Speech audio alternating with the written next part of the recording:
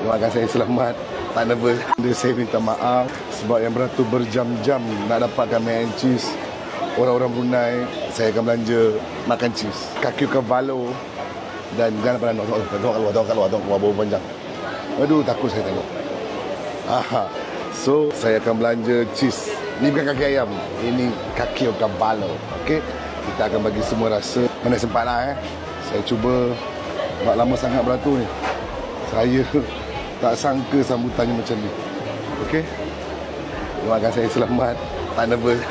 Okey, Assalamualaikum. Okey, saya nak bagi rasa semua. Cheese yang ni saya buat, saya nak bagi rasa. Jom. Saya bawa kopek. Ni ada 2 cheese Satu cheese daripada Netherlands, satu cheese daripada Itali. Grana Padano dan Kaki Cavallo susu kambing Okey, siapa nak boleh ambil. Saya boleh bagi rasa semua. Kejap saya kopek potong-potong dulu. Alright. Okey. Siapa nak boleh ambil. Boleh ambil. Yang belakang tu. Ni susu kambing. Oria. Ni original cheese Kita bagi original cheese Sana pula.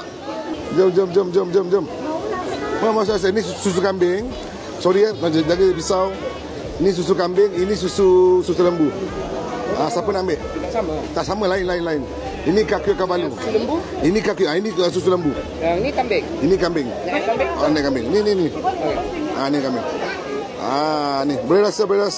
Cheese ni apa? So. Ambil. Yes.